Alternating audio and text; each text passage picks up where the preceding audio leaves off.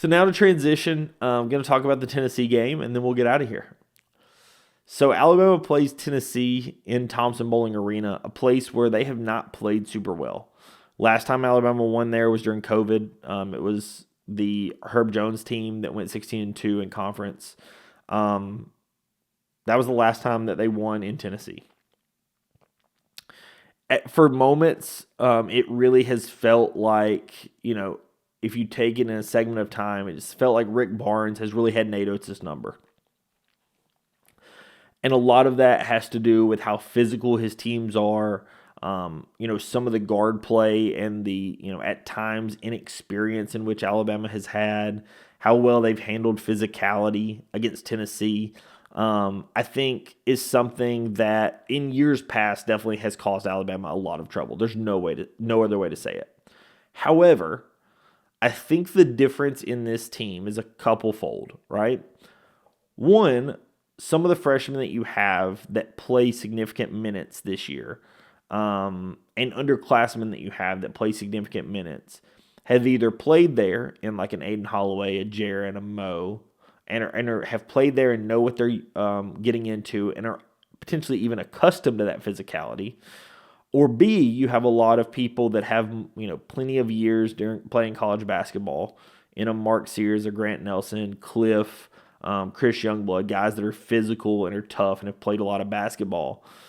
But then when you even have a guy like Aiden Sherrill, a super physical guy or a LeBaron Philon, a guy that doesn't get rattled super easily, I think that is what is different about this team compared to some teams of Alabama past. Is Alabama is just built a little more to go into a place like this, right? The environment is going to be a tough place to play.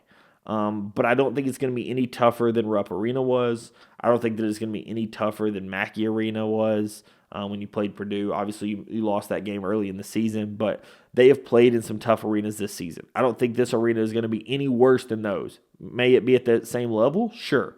But I don't think it's going to be any worse than those arenas. Another thing that I would say is the physicality Tennessee is going to play with. In some years past, Alabama may have not played quite as physical of teams. However, this is the reason why Alabama schedules a Memphis in the preseason. This is the reason why Alabama, is super happy about playing a Houston in the MTE. You play an Ole Miss, which you may have not played the best against. But some of these games in which Alabama scheduled and played were to get ready for teams like this, right? Were to get ready for teams that are going to hold you as you go through screens. Were to get ready for teams that just play super physical, lean on you, make it a difficult game. So I do think that Alabama is more prepared for this game than they have been in years past, just due to the team makeup as well as the schedule makeup. I think that overall that makes for a better matchup for Alabama this season going to Tennessee. The other thing is Tennessee is just not as good as they have been in some years past. If you look back last season in SEC play, Tennessee drops just 3 games, and they were pretty spread out. Mississippi State, South Carolina, A&M, and Kentucky, losing only South Carolina and Kentucky at home. And really in none of those games did they really feel like, I guess outside of that South Carolina game, did they really feel like they were just being, like they could not score at all, right? However, if we go back to this season, the Florida game on the road, they scored just 43 points. The Vanderbilt game on the road, they scored 75. The Auburn game on the road, they scored 51. Kentucky at home, 73. And Kentucky on the road, 64, right? So their losses are a situation where they have not broken 75 points in those games. And if you look in SEC play, they have only scored over 76 points 4 times. They did it against Arkansas, Missouri, Vandy, and A&M, right? Now, granted, some of those are decent games. This is a situation where you're going to be asking Tennessee to hold this Alabama offense to numbers in which nobody has been able to hold them outside of Ole Miss this entire season. You're also asking this Tennessee team to play offense at a level that I'm not sure that they're capable of. In my opinion, and this is me, the Alabama fan, that has been to almost every game this season, has been watching this team, knows kind of how this team plays. In my opinion, the number to pay attention to is the Alabama turnover number. And the magic number is probably like 13 or 14. If the number stays near around 13, 14 on the game, I think Alabama wins this game and probably wins this game going away. If the number gets above that, I think Tennessee has a decent shot in this game. And the reason I say that is when Alabama has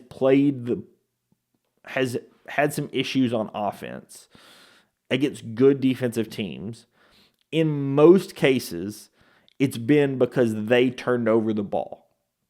When they actually got the possession to the shot, they were okay, right? When you look at the Ole Miss loss earlier this season, Alabama scores just 64 points, but Alabama shot 55% from two. They had 21 turnovers, right? They turned over the ball on 27% of possessions. It was a situation where Alabama just didn't get the number of shots they needed, right? And that's why I say the turnover number is probably the most important thing to keep an eye on in this game. Is if Tennessee is able to get us out of our element and cause us to turn over the basketball, which is possible, absolutely, then Tennessee could win this game. However, if Alabama is able to not turn over the basketball and play a portion of its game, I'm not even saying be able to insert its entire will. I do think Alabama is going to try to get this game moving a little faster than Tennessee has allowed any of their games to move this season. Tennessee has had just 4 games in the 70 possession range, all of them in the non-major part of their schedule outside of Syracuse. No high major teams have they had get 70 possessions. That's going to be a number which Alabama is going to be pushing for. They're going to be trying to push that pace. Alabama is a bit of tempo proof. The only game they've had this season, they've had 2 games this season in the 60 possession range, and it was Purdue and McNeese on November 11th and 15th. Since then, Alabama has not had a single game in the 60 possessions. So it is going to be a little bit of fight of styles of can Alabama get the tempo up and can Tennessee keep the tempo down, right? Part of that is going to impact how this game is played. And if Alabama is able to control that tempo, I think in most cases, Alabama probably wins the game. The Florida game got up to 68 possessions. The Kentucky game got up to 67 possessions. And in both of those games, Tennessee did not play well. Tennessee lost both those games. The thing that also, if I'm looking at Tennessee, that's a little different than some of the years past, and I would expect them to emphasize this a little more against Alabama than they are over the course of the season, but Tennessee is giving up a ton of three-point attempts. They're currently 347th in three-point attempts compared to field goal attempts per KenPom, right? About 46% of their of the attempts a team makes are three-point attempts, or takes are three-point attempts. If they allow Alabama to get off that number of three-point shots, Tennessee will lose this game, right? Because if Alabama's getting those shots off, then they're going to be good looks. Alabama's not just going to chuck for no reason. They've shown the propensity in this season to, only take 19 threes, only take 20 threes. So if you see Alabama taking 35 threes, 40 threes in this game, it's because Tennessee is leaving them open at certain points. And if Alabama gets open shots, they will make the open shots, and Alabama will win this game, right? The question just becomes, in my opinion, what style wins out? The other question becomes, if this turns into just a purely half-court physical game, which is what Tennessee would want, who for Tennessee is going to make the shot, right? The obvious guy would be Chaz Lanier, their leading player. He currently is averaging, He currently averages 17 points a game, second most minutes on the team. But, is he going to be the one to make the shot as he's the only guy on the team over, roughly 35% from three at 41, right? He's a good 3-point shooter. Jemai Meshack, right? He's a difference maker on the defensive end, but, is he going to hit the shot? He's, hit some timely threes this season, but he's only made 14 of them, right? He's a solid shooter, but he's only made 14. Zakai Ziegler is at 32%. Has hit some timely threes. I think that they would be happy with the ball in his hands, but he's a very streaky shooter. Milicic, another streaky shooter. Gainey, another streaky shooter, right? The thing with Tennessee this season is, some of their shooters that are fairly high volume, in Ziegler and Gainey and Milicic, they're not great shooters, right? None of those guys are over 32%. With Ziegler being the best at 32.2. Their only shooter that is a good shooter,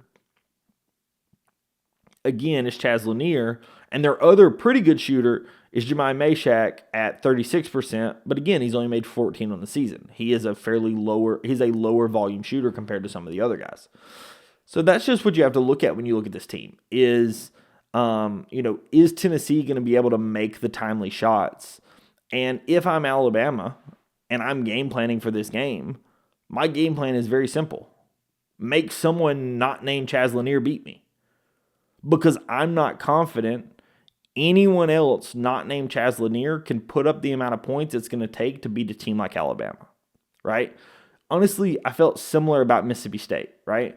Alabama changed their entire game plan for that Mississippi State rematch because the game plan was do not, under any circumstances, let Josh Hubbard beat you.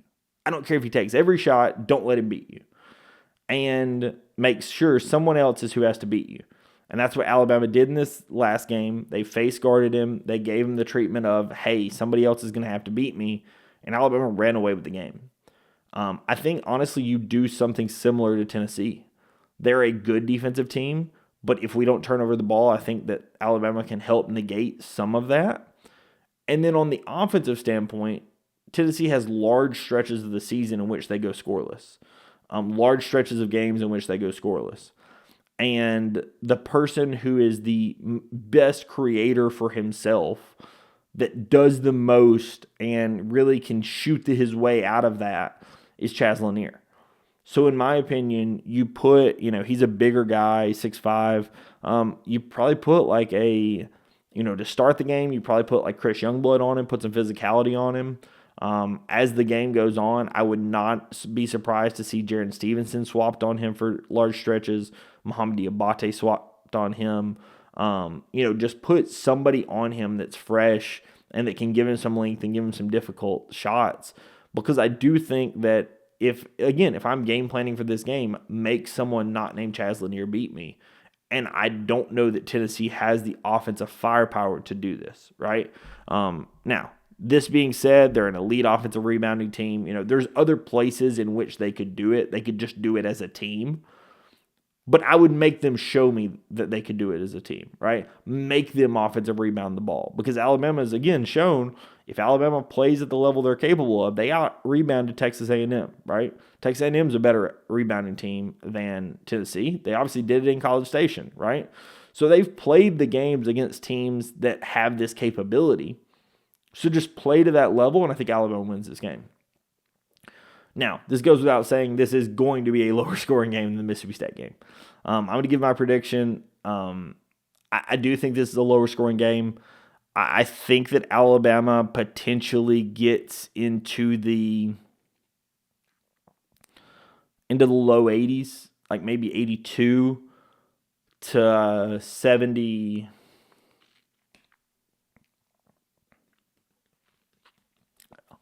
Let's go 82-73. Let's go 82-73. I think there's a world in which Alabama does better than that. Obviously, I think there's a world in which Alabama loses this game. But if you were to have me place money on this game, I probably would give it, 65 to 70% odds that Alabama wins. I am just not a huge believer in Tennessee's offense. And I feel like there was some switch that I can see in the guys' faces and eyes over the last couple of games, and trying to prove themselves on defense and trying to take care of the basketball. And if Alabama plays with the intensity in which they're capable of and takes care of the basketball and on defense, I think Alabama wins this game. And I think that's huge, right? So I do think Alabama can win this game. Like I said, I am going to predict 82-73. Like I said, I will watch this game. For any of you that, again, remember what I said, I'm going to record the recap of this game on Monday evening. It's going to come out on Monday evening. I'll probably record it and then try to edit it and put it out Monday. So if you are interested in the recap or my thoughts, follow me over on Twitter. I'm sure I'll be live tweeting throughout this game. As always, the thread breaking down the players will come out. I should be able to get that typed up and be able to put that out Saturday as normal. As I said, I'm just going to be out of town, so I'm not going to be at my house with my recording stuff. So just as a heads up, I will be able to put all that information out. If you are interested in the podcast, please subscribe to the channel. I do appreciate that. I know a lot of the people watching these podcasts and following along on YouTube are not subscribed to the channel. So if you do appreciate these, please subscribe to the channel. I would appreciate it. Thank you so much, everyone, for watching, and I will catch you in the next episode. Peace.